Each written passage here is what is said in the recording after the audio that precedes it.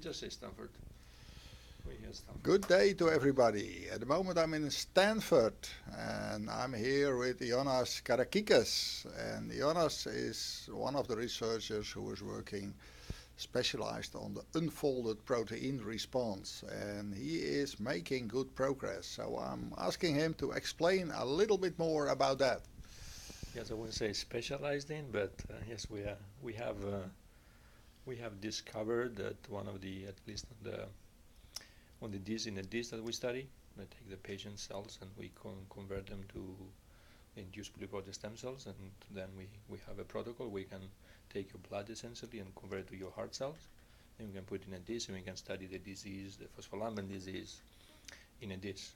So what we have been doing in the last couple of years is we have using this model to identify some specific pathways that might be affected in the disease and some specific pathways that might give us some targets for therapeutic purposes, at least in the model we're using in vitro, in the culture, in the laboratory. So what we found actually from the last 2 years, from the experiments we've done in the last 2 years, we found a specific pathway, specific mechanism, a specific disease, phospholamban disease specific abnormality, which is called the unfolded protein response. So what we've been finding is that in the patients who carry the mutation, this is the cells from the patient that carry the mutations, there is an activation of this pathway. So we don't really understand exactly what the role is. So now what we're doing, using some tools that we have in the lab, to try to dissect whether this pathway is protective, is good for you, or this pathway is bad for you. So our most recent data, since last time you visit, suggests that the activation of this pathway is activated in the disease. We think it's protective, so it's good for you to have activated. But our hypothesis is that over the long term, if this is keep activated, it might lead to some detrimental effects. And what we're finding also in culture is that if you prolong the activation of this pathway, we actually enhance it. You get a response which is considered detrimental, like cell death. Yeah. But on the other hand, if you do it right, if you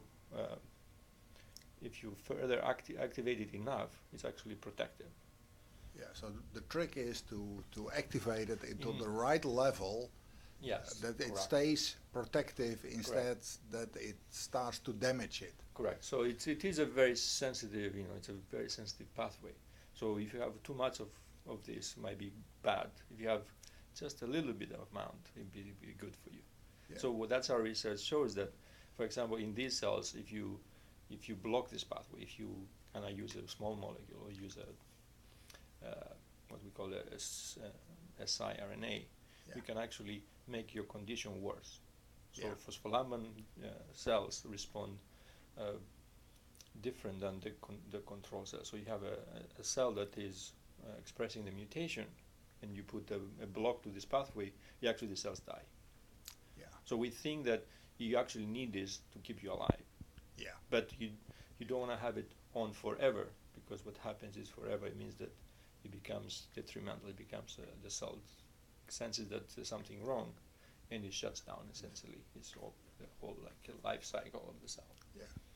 So we are making some progress understanding the disease, and we also using some tools to target this pathway, and hopefully we can find the right amount on the right tool to kind of make it beneficial and make it better instead of make it worse and just make it more apoptotic. Yeah.